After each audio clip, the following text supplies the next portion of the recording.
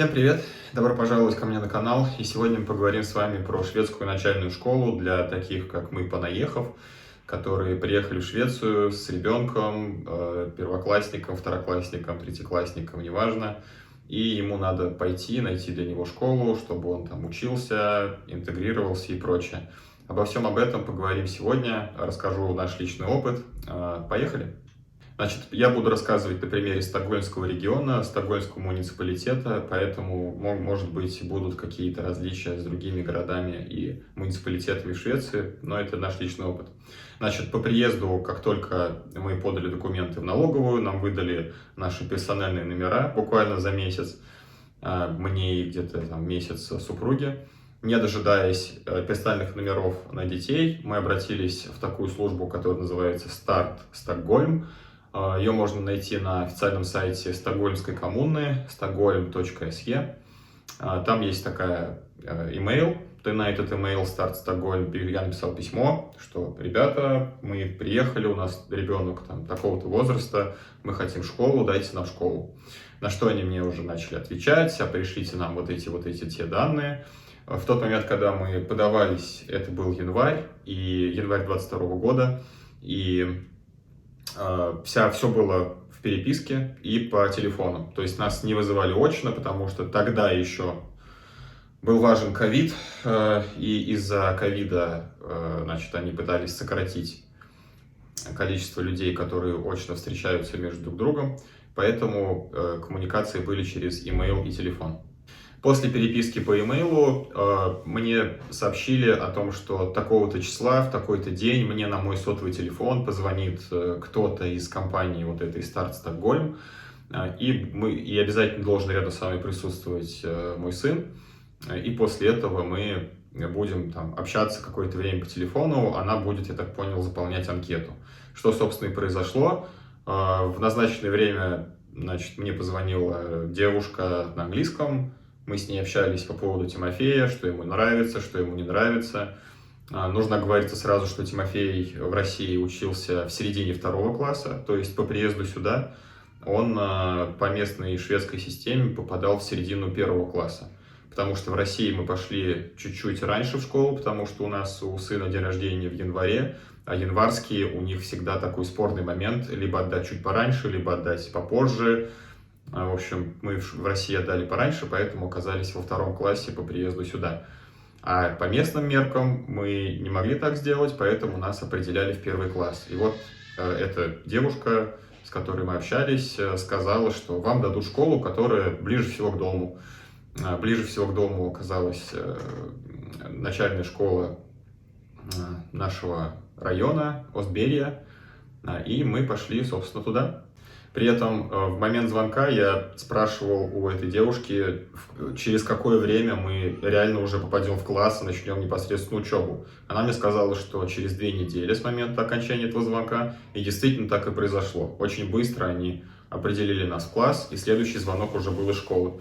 Кроме того, нас предупредили, что ребенка будут еще каким-то образом проверять на предмет его знаний, чтобы они могли классифицировать его по местной системе образования шведской и определить, какие ему, может быть, дополнительные задания в школе нужно давать для того, чтобы он нагнал программу и тому подобные вещи. Также нам сказали, что нас вызовут к медсестре, которая должна будет осмотреть ребенка. Мы должны будем предоставить какие-то документы там по прививкам, вот, для того, чтобы они имели представление об общем здоровье ребенка.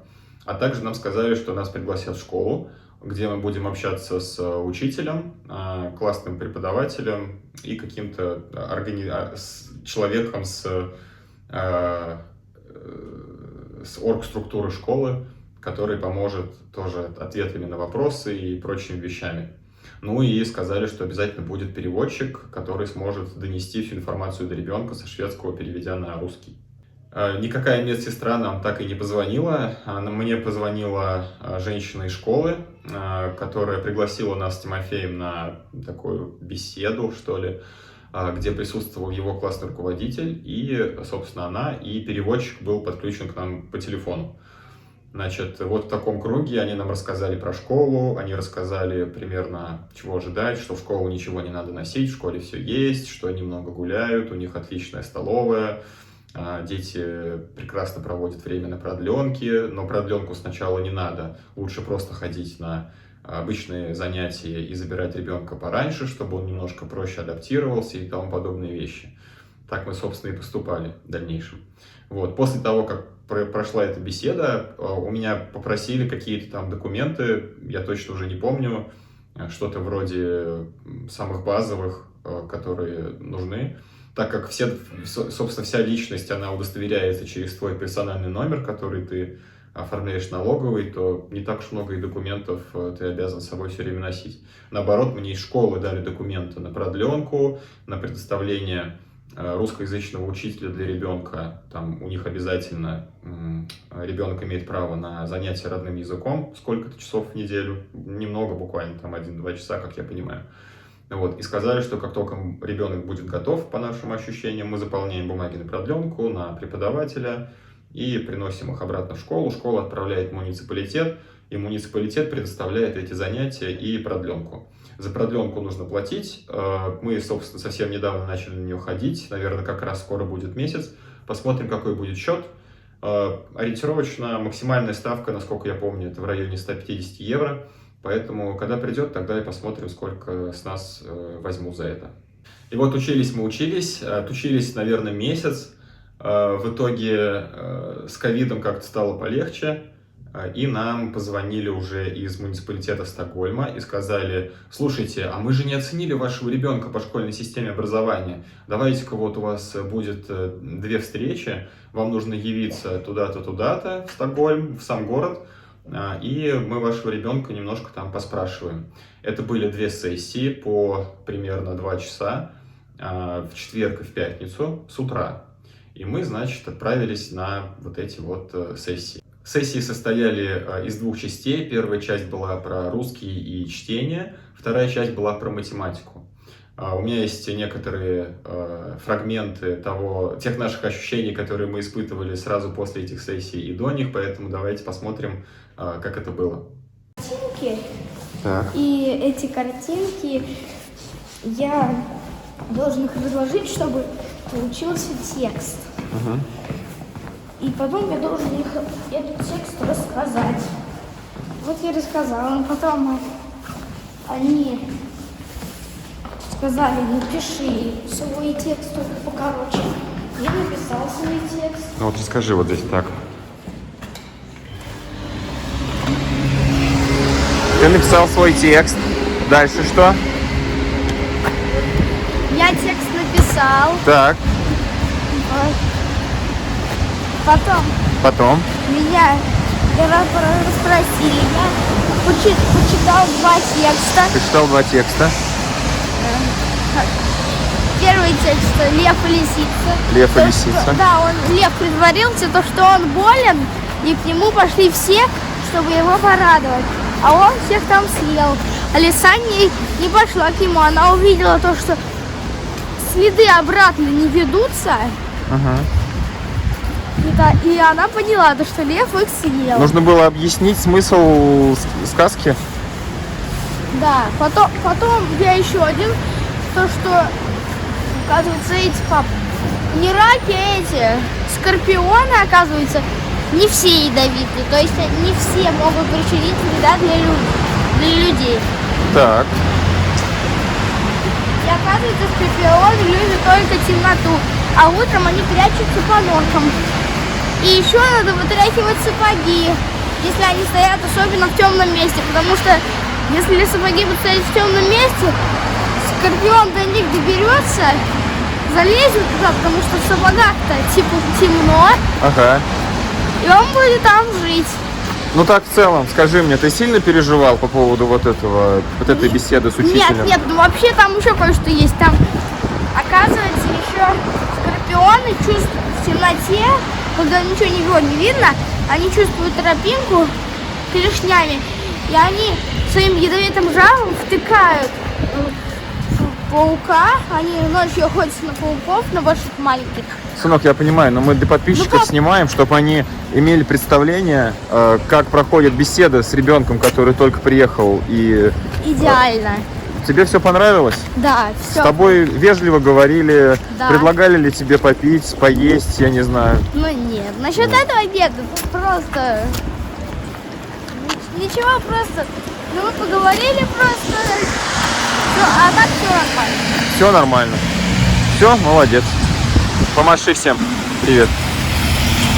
Ну что, сегодня второй день, когда мы ведем Тимофея сдавать какие-то тесты. Математику сегодня, да, на то, чтобы его оценили по шведской школьной системе образования. Вчера у него был русский язык и чтение, да? Чего вы вчера там читали? Про рака. Про рака, про скорпиона. Рассказывали, составляли рассказы. В общем, вчера сказали, что Тимофей к шведской системе образования готов на 200%. Осталось только шведский выучить. Посмотрим, что скажут сегодня. Так, ну Тимофей, в общем, решил всю математику за час вместо 2. Ему даже не нужен был перерыв. Вышел преподаватель шведский с переводчиком, сказали, что все хорошо. Опережает своих сверстников, так держать. Информацию передадут школьному учителю, чтобы он мог давать большие задания Тимофею, чтобы он прогрессировал. Ну и Тимофей, может быть, поделится сейчас с нами, что же конкретно ему, какие задачки задавали. Ну-ка, Тимофей. Ничего не задавали, Какие тебе задавали? Примеры на умножение. Вот постой, вот здесь, расскажи быстренько и пойдем. Примерно умножение, деление. Умножение, деление? Ну, например, какой? 9 поделить на, не знаю, 8 поделить на 2 или как? Ну, поделить или умножить только до 3. До 3? 1 умножить на 3, 3 умножить на 2? Да. А еще что? Да разные примеры там были. В общем и целом, если рассматривать результаты всех этих 2 сессий, нам сказали, что у Тимофея все в порядке, что в российской школе в него вбили очень много информации. Ну, как вбили, и в хорошем смысле, да, никто же его, естественно, там не бил. Значит, и осталось выучить только шведский, чему мы, собственно, были готовы и рады. Мы, конечно, немного переживали и, наверное, до сих пор переживаем о том, что шведская школа имеет очень сильную разницу по сравнению с российской школой. Если в российской вы постоянно что-то учите, у вас каждый день домашки, какие-то нелепые задания, нужно сидеть и заниматься с ребенком, то здесь мы просто отдаем ребенка в школу и потом забираем, и все. Как сказал наш классный руководитель, ваша задача разговаривать с ребенком на родном языке, чтобы он его не забыл, а шведский язык он со временем подхватит, дайте ему время, примерно 6-8 месяцев, и он заговорит. Также школа нам предоставила логин и пароль на платформу Polilino. Это платформа, на которой Тимофей может читать книги шведских авторов с русским переводом. Достаточно удобное приложение. Некоторые книжки мы уже просмотрели, попробовали. Плюс они занимаются по этой платформе в школе, что достаточно тоже удобно. Также хочется сказать о том, что в школу мы не носим ничего, кроме сменной обуви и бутылки, в которую можно налить воду. У них 2 раза в неделю физкультура, и они ходят в спортзал, потом они принимают душ, то есть их как бы приучают к тому, что после физических нагрузок нужно обязательно себя помыть, о себе позаботиться, переодеться в сухую одежду и вернуться там, продолжить занятия. Также нам очень нравится, что у них хороший достаточно ланч. Все меню можно посмотреть на веб-сайте, на специальной школьной платформе муниципалитета Стокгольм. Также там можно найти расписание занятий, можно подать заявку, если ребенок будет отсутствовать, по-моему, даже без указания причины. То есть это прежде всего помогает педагогу понять, ребенок должен был прийти или нет, или почему его нет, и спланировать как-то занятия и тому подобные вещи.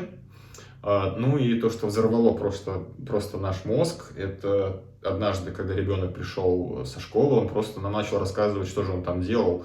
И один из дней они ели какой-то пирог, как награда за прекрасную неделю, на которой они учились, это было в пятницу, а также играли в Майнкрафт, где они строили какой-то виртуальный город с разными инстанциями, типа больниц, пожарных станций, полицейских участков, жилыми домами и так далее. То есть очень какой-то интересный у них подход к образованию через игровые подходы. Не знаю, к чему это приведет, но пока вроде как все нравится, все интересно. Ну и, естественно, что еще очень нравится в школе, то, что очень много гуляют. У них перемена после каждого урока составляет примерно полчаса. Им дают мячи, какие-то ракетки, еще что-то. У нас Тимофей очень любит играть в футбол. Это его, собственно, основное, наверное, средство коммуникации сейчас со сверстниками, так как он не сильно знает шведский язык, естественно.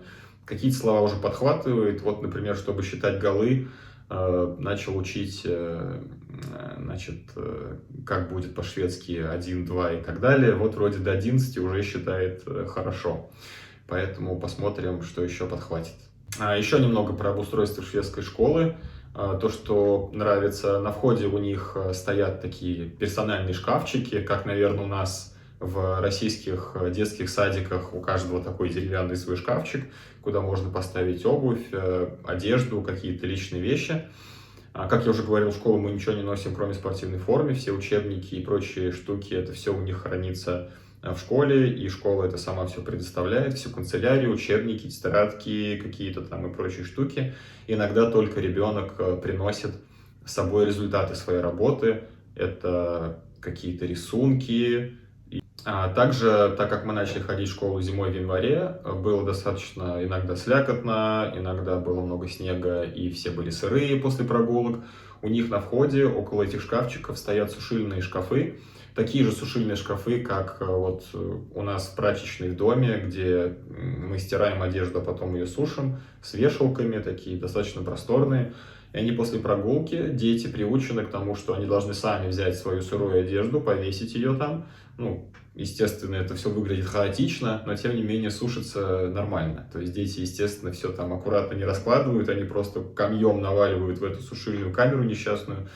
Потом ее там преподаватель или кто-то включает на полную мощность, и за время урока все высыхает. Они туда ставят свою обувь, перчатки, шапки, куртки, все, что есть. Потом, естественно, их теряют, начинаем искать, находим или не находим, все по-разному. И еще здесь очень важно маркировать вещи по именем, фамилии ребенка, для того, чтобы было просто потом найти свои вещи в потеряшках.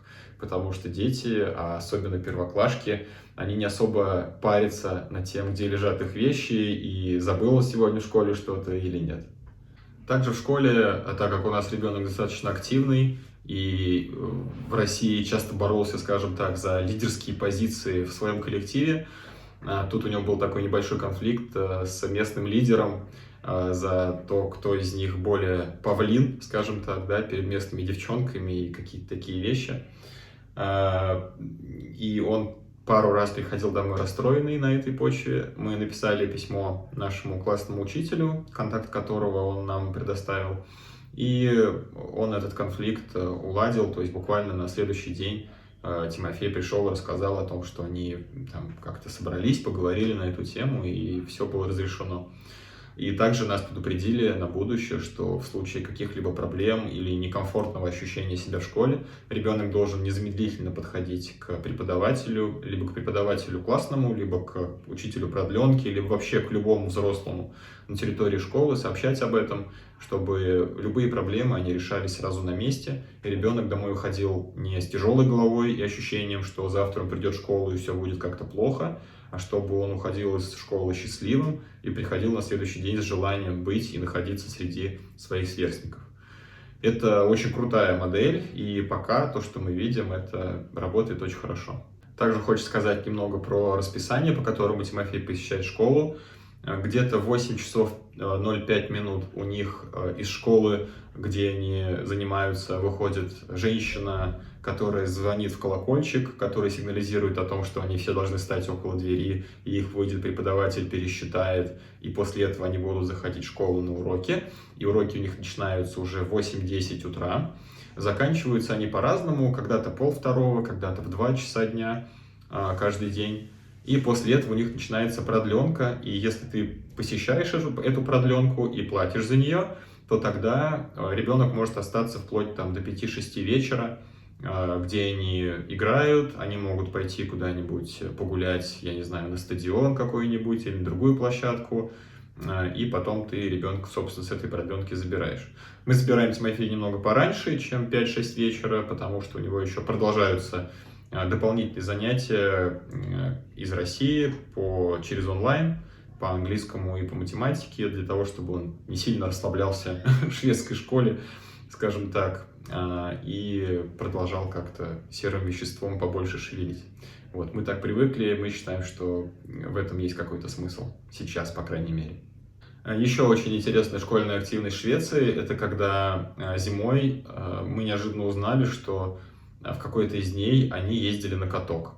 То есть они просто берут коньки, которые есть в школе, там обязательно шлемы для этих коньков, чтобы кататься на этих коньках, там еще какие-то штуки, просят детей потеплее одеться, потому что они целый день будут на улице, забивают на все уроки и едут, катаются, значит, на коньках. Они ездили на какой-то стадион, где был залит каток, ездили они на общественном транспорте, то есть преподаватели их сопровождают на автобусе они добираются до места. Там они, значит, катаются, отдыхают, развлекаются. Преподаватели в это время жарят им хот-доги, потом они кушают, там пьют чай. И под конец, значит, дня они возвращаются в школу, и там их подхватывают родители счастливых и уставших детей. Такое у нас было. И второй раз, когда они ездили на общественном транспорте куда-то, они ездили в театр, где там у них... Перед ними выступал какой-то коллектив, который им показывал числа на линейной прямой. То есть какой-то математический спектакль. Достаточно интересно. Но это круто, когда рядом, вот, особенно у нас тут есть большой город, куда можно съездить там, на какой-то спектакль, еще что-то. Это добавляет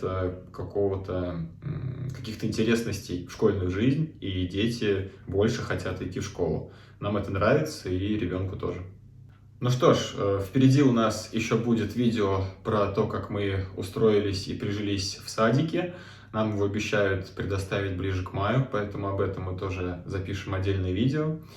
Спасибо, что досмотрели видео про школьную систему в Швеции до конца. Увидимся с вами в следующих видео. Всем добра и удачи!